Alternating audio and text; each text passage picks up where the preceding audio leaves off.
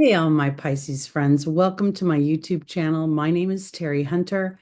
I'm an intuitive astrologer, and I'm here today to go through the year 2025 month by month and bring up some of the astrological highlights that are going to be most influential for you. This video is for Pisces Rising. It's based on whole sign Western astrology. If you are not a Pisces Rising, you're going to want to go to one of the free birth calculators on the internet. You just need your exact time of birth, your location, and you can determine what your rising sign is and then go to that video because the house structure is extremely important this year. We're going to see a lot of activity in the Pisces energy. So let's jump right in. The year starts off with an opposition between Pluto and Mars. Pluto is in Aquarius, your 12th house, and Mars is in Leo, your 6th house. This opposition has taken place back in December. No, I shouldn't say December, the fall of 2024, when Mars went through Capricorn, came into Leo. It made an opposition to Pluto in Capricorn. Now Pluto's moved into Aquarius. This changes the vibration of this opposition. And I think it's going to be extremely important and illuminating on some ways. And I think a lot of it has to do with anger, resentment, and harboring some of those more challenging emotions and how they affect your health. So be mindful of that. We also will see in January, the nodes will shift from the Libra Aries axis to the Pisces Virgo axis. So the north node is going to move into your first house, and the south node is going to move into your seventh house. I'm going to be doing a separate video on that, but let's say that for the sake of it, for the next year and a half, you could feel a very strong pull in many ways. One could be wanting to escape, wanting to just, kind of just drift off and be left alone. But the other could be wanting to express your creativity. You are immensely creative. You're immensely compassionate. You're a great healing energy. And as you channel whatever challenges you have through your divine practices, through the practices of your spirituality, even your religious practices, you will find a lot of comfort and harmony through that dynamic. I think that's been Saturn's gift through transiting through your first house as it has been for quite some time. We will see Uranus go direct in Taurus. Taurus is your third house of communications, of your siblings, of how you think, how you teach. And when I say teach, how you teach people who you are because of your speech and what you focus in on. This is Uranus has been going through this house since 2017, and now it's finishing up its journey through the Taurus energy and revolutionizing you, giving you an opportunity to push past what you've known before. Now, one of the challenges is when you have the Taurus overlay of the third house, you could inadvertently be very focused in on how your family, your siblings, how they affected you growing up. And again, this is where having Saturn going through your first house is giving you an opportunity to reconcile that through strong connection to your spiritual practices. If one is not truly aware of the divinity within them, they could find this to be a very challenging transit. Saturn being going through your first house. And speaking of Saturn, Venus is in January. We see Venus joining Saturn and Neptune and the North Node in your first house. Venus is exalted in your first house. She's very happy to be there. And this stellium kind of comes and goes over the next few months because Venus will tip her toe into Aries, your second house, for just a minute before she retrogrades back into your first house. But let's get to February. Jupiter will go direct in Gemini. Gemini is your fourth house of home, your fourth house of, this is the maternal experience. This is the nurturing experience. This is the experience of how your country supports you, how your family supports you, or lack thereof.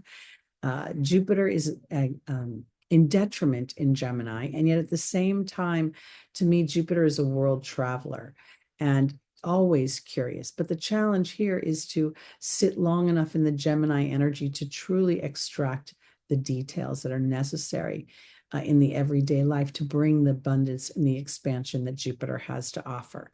So you'll be finishing up that transit in no short order. Jupiter will move into Cancer in your fifth house, and that's going to be super fun, super fun. Okay. In February, again, Mars will move direct in Cancer, your fifth house. Mars is challenged. It's in fall in Cancer. But at the same time, Mars is learning how to interact with others and about how emotions affect the outcome of a situation. And when Mars is in Cancer, it's going to focus in mostly on, how Mars feels about how it was nurtured. And Mars is going to have to stretch a little bit here, stretch beyond it and transform whatever challenges happened in that Cancer energy initially into the tools to extract wisdom from that. So let me kind of round this out for you.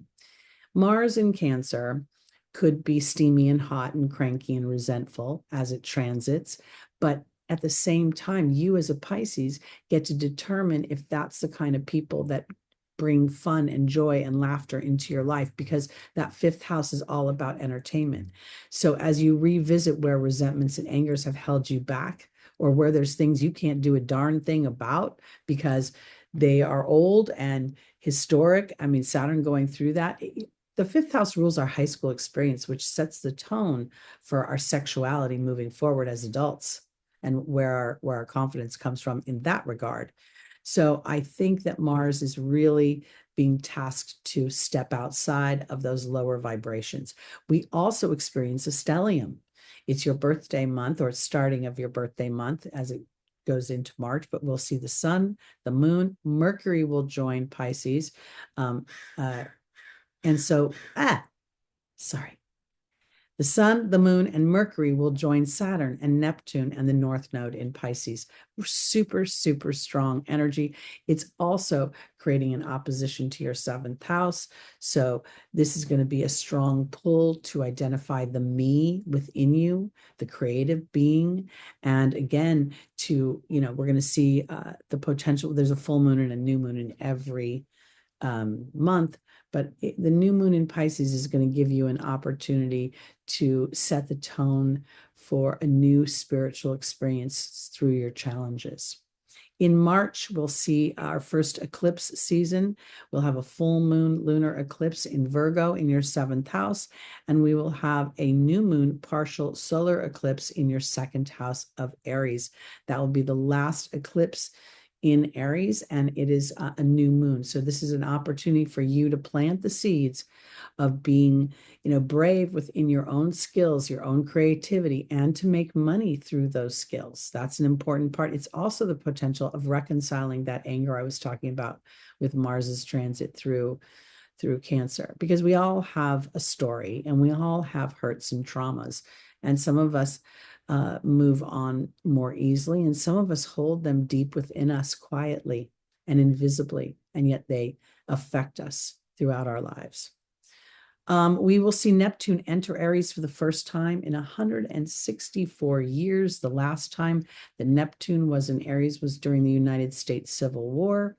And I believe that this is a very significant transit, as it will be tasking us all to be a peaceful warrior within our own lives. Now, it's also about being brave. It's about being a hero in our own lives. And I think that's what's most important, or most specific for you, Pisces.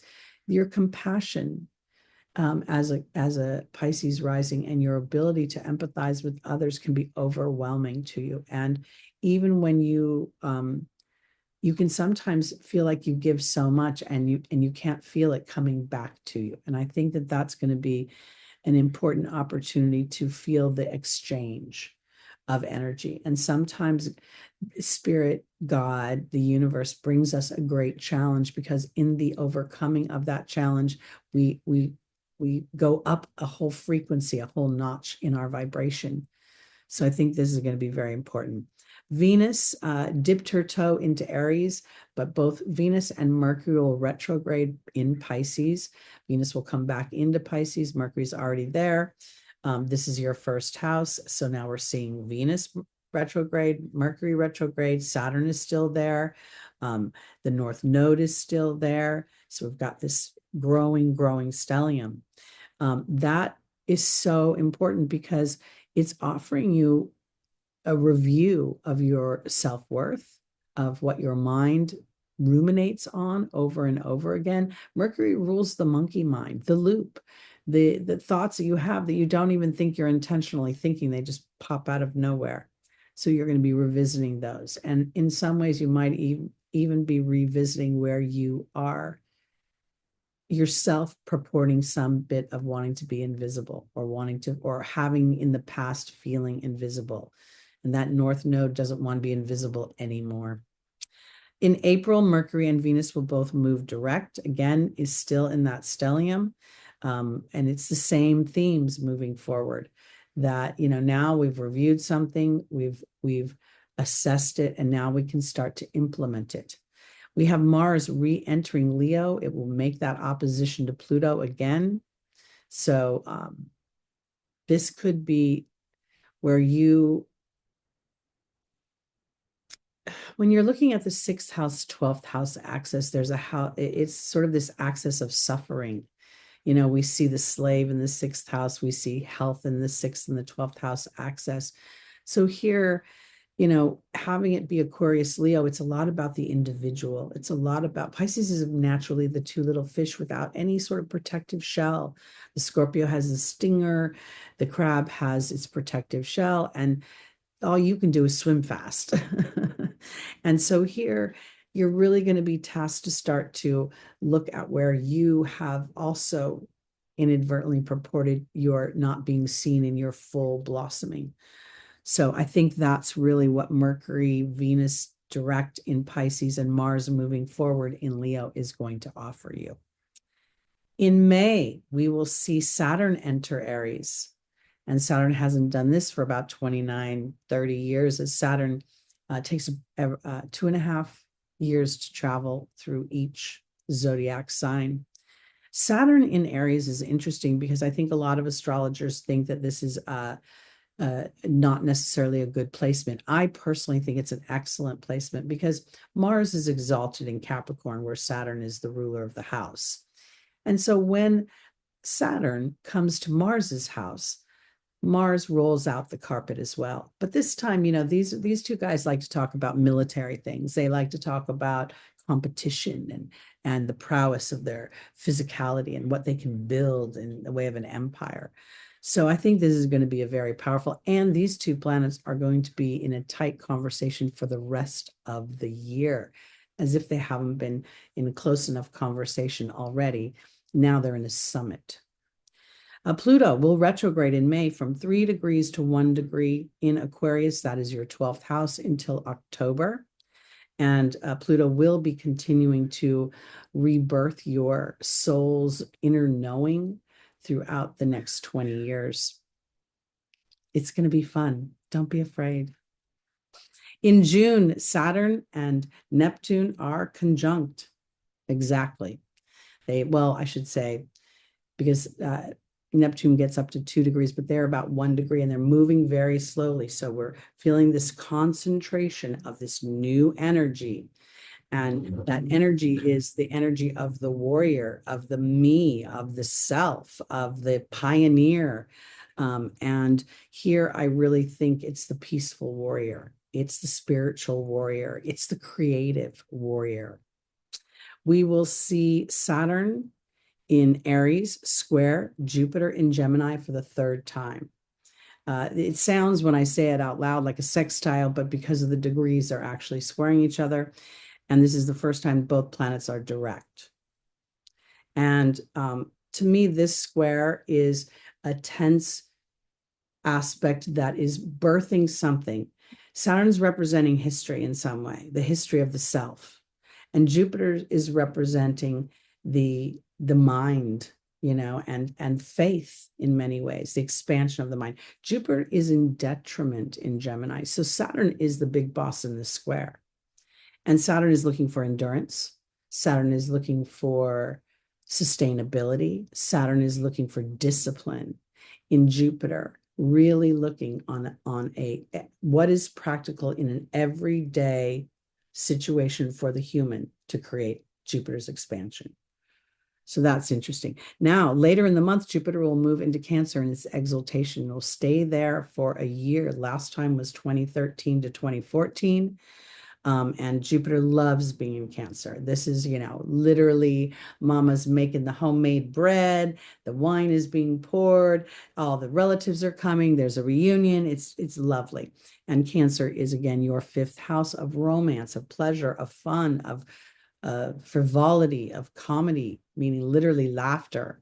So that's a really good time to take advantage of that and of birthing your own self out onto a bigger stage. In July, we'll see 3 more planets retrograde. Neptune will retrograde from July 4th until December 10th, from 2 degrees of Aries to 29 degrees of Pisces. Saturn will retrograde from July 13th to November 28th, from 1 degree Aries back to 25 degrees of Pisces. And then Mercury will retrograde from July 18th to August 11th, from 15 degrees to 4 degrees of Leo, again, coming into an opposition with Pluto. And this is really, well, I shouldn't say again, because Mars did that. Now Mercury is going to do it. And this will be the second time because Mercury will create a opposition, but that will be in the monthlies. I didn't put too many of the personal planets oppositions in this one. Okay, and then finally, we will have Uranus enter Gemini until, well, it's going to dip its toe, then it's going to retrograde back. But again, it will be in Gemini, your 4th house, till 2032, 2033. Pretty significant transit, and it will give you an opportunity to really bring in a new version of how you perceive home and hearth. In August, we will see Saturn retrograde and Neptune retrograde in Aries all month. They're hanging out at that first 0 degree. This is so powerful because the 0 degree of Aries is on the world axis. It's literally that inception point where the soul comes into the physical and starts to discover itself, its mind, its body. So I think that this is really powerful. Saturn, again, ruling history, Neptune ruling my soul, Saturn ruling depression, Neptune ruling addiction. So people could go 2 ways, find the divinity within or really hit the bottle hard or whatever they do to mask their anger and frustrations. Venus and Jupiter will be conjunct in Cancer. Venus, when she joins Jupiter in Cancer, loves to be there as well. So that can be a very fortuitous time. Yeah, I think it's super important for Pisces as a Neptune-ruled child and a Jupiter-ruled child to really focus on where your creativity lies, what you find passion in. And it could be music, it could be poetry, it could be dance, it could be your spiritual meditations and practices. You have a very polarizing house because on the human level, it's extremely challenging because it's so fluid and so compassionate. It just feels like the self is lost. And then on a spiritual level, it's so powerful. It's so, so you have to command the energy. So as Venus and Jupiter come together, it's a great time to command that energy and to birth your creative talents in a bigger, more expansive way than you ever have before. Mars will enter its detriment in Libra. Libra is your 8th house of transformation of other people's money. I think that Mars in Libra is really learning to be the peaceful warrior again, learning about how, if I want to inspire people, because the higher vibrations of Aries and of Mars is the hero. is the inspired, passionate pioneer that's going to break ground to be a leader for others. And here Mars learns to be a leader in its detriment because it has to be cooperative and balanced and sit in the summit, listening not only to what it has to say, but what others have to say as well. Venus will enter Leo in August, and there will be an opposition with Pluto there. Again, Leo is your 6th house, and Aquarius is your 12th house. So this really, it's going to be very important for you to be mindful of your mental health, your physical health, what you're putting in your body. Is it serving the vibration that I want to experience, or am I inadvertently fueling something that is not working for me? There's going to be a tense moment there. In September, we'll have our 2nd eclipse season. We'll see a full moon total lunar eclipse in Pisces and a new moon solar eclipse in Virgo. It will be the first full Virgo Pisces nodal axis eclipse season. That's going to be pretty special. And we will see Saturn re-enter Pisces in September, and Uranus will retrograde from 1 degree of Gemini to 27 degrees of Taurus. So you're going to see a revisit in your 3rd house of communications and of siblings, Taurus. So something could come up and sort of go for a revisit there. In October, now we see Jupiter and Saturn in trine. Jupiter is in Cancer, moving direct, and Saturn is retrograde in Pisces. This is a supportive aspect. We now have learned the wisdom and the benefit of the squares that these two planets were having at in 2024 and the beginning of 2025. Now we get to take advantage of that.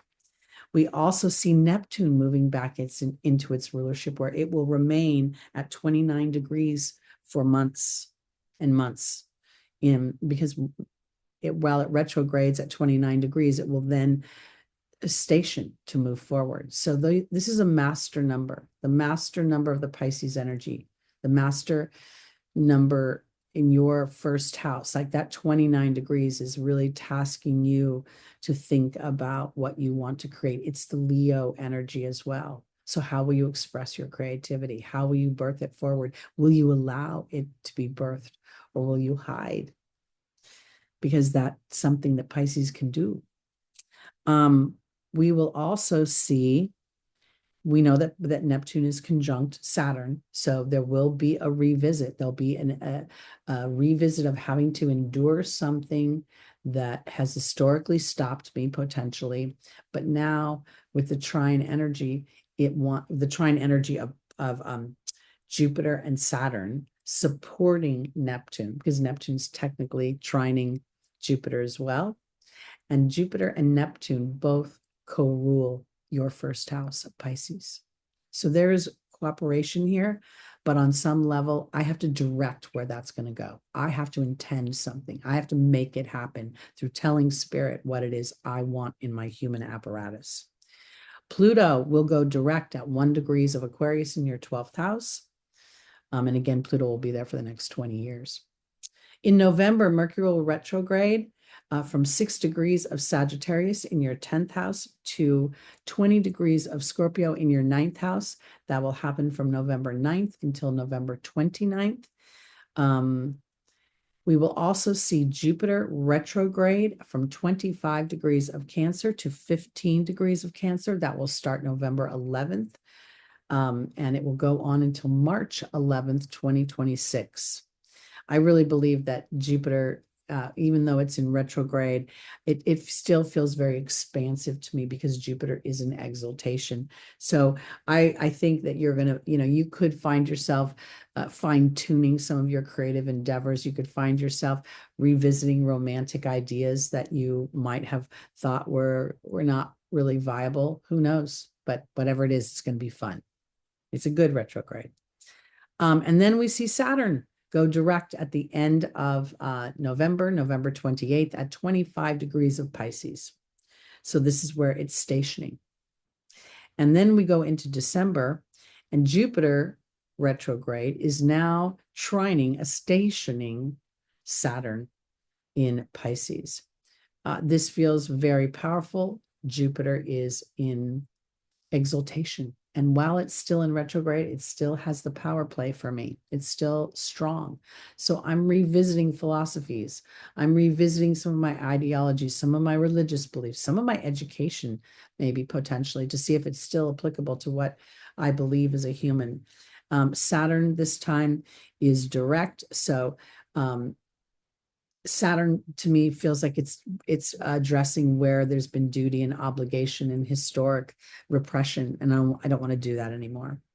So that's going to be, I think, a very favorable aspect. And then in December, Neptune will go direct on the 10th of December at 29 degrees. And as I said, it's going to station at that 29th degree all the way through until the beginning of 2026. And it won't be back in its rulership again until, I don't know, we'll all be long gone, 164 years from now. Maybe we'll be back. Who knows? But it is a powerful time to extract wisdom and connection through the angelic realm. So I hope you take advantage of that. All right, that's it for the highlights for Pisces for 2025. Again, you are lit up. Your first house is lit up, which makes your seventh house lit up as well through the oppositions of those planets, being authentic to your truth, being channeling your challenges through your creativity will be super powerful for you this year. And listening, if you don't feel that you're a creative Pisces, then listening to music, listening to things that soothe your soul will be very, very powerful for you this year and bring unknown epiphanies into your awareness. All right, that's it for me. Again, my name is Teri Hunter. I'm an intuitive astrologer. Please like, please subscribe, please share, hit the notification bell. There's going to be a ton of content coming out this year. And check out your January Love and Money Tarot card reading, and check out your January monthly, because they'll all be out soon. All right. Thanks so much, Pisces. Have a wonderful new year. I'll see you soon.